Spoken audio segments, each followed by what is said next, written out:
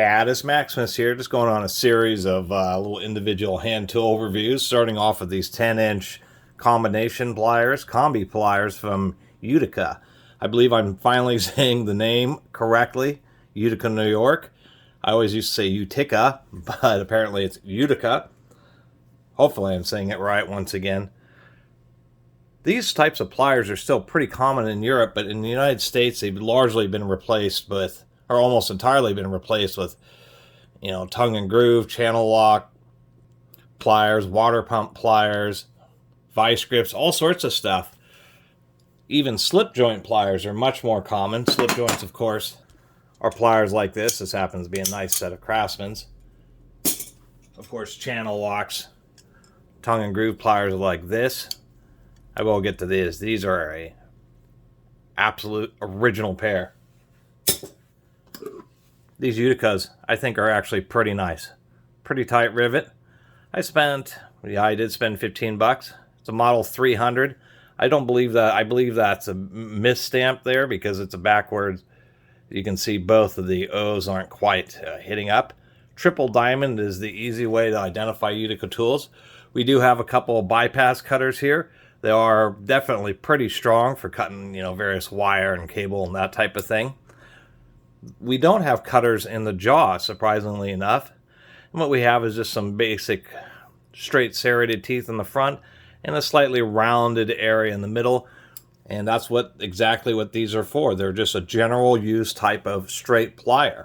I guess the most similar thing really sold these days would be linesman's pliers. They have cutters in them, and they tend to have like a little gap in the jaw. But these would be, I guess, the closest thing that kind of replaced general use combination pliers. So that's kind of the deal with these, is they've just been replaced basically with linesman's pliers. And just for some reason, there's not very many manufacturers these days that still even make a plier that's similar to these, just big, large, regular pliers. I think the reason that really the big reason is even though these are Craftsman's, it would be Diamond Tools and their slip joint pliers largely kind of replace them just because they offer a little bit more versatility. That being said, even though I think these Uticas are pretty nice, actually a while ago picked up another vintage set. These are some Pextos, and some things I noticed, the Pextos do have a bit of texturing on the handles. Uticas don't. These are also both essentially the same size, 10-inch. We can see the Pextos also added a third bypass cutter right in the back of the jaw, so you can reach into something and make a cut, which I think is also a nice upgrade over the Uticas. And if we also look, what we can see is that the Pexto has two kind of bolt nut general gripping areas, and they offer just a little bit more clearance than this single grip area. Now we can see these jaws do come pretty close together, where these are just a little bit tapered. You can see that little gap in there. I'd say they'd be parallel right about there. But generally speaking, I think these Pextos are just because of the two general gripping areas, I think they're just a little bit nicer than their Utica counterparts. And surprisingly enough, I paid less for the Pextos, and I think they're a better plier than I paid for the Uticas. And one other little thing, it's hard to see side by side, but if I do it, let's see, if I do it just like this, the Pextos are on the left.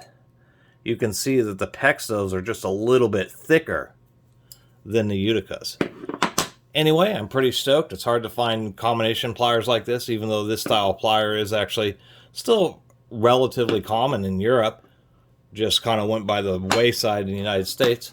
But nonetheless, kind of stoked to pick up another pair. And these things still are handy. There's many times when you just want a normal set of pliers. And these tend to have just really long handles, so you can have just a lot of grip.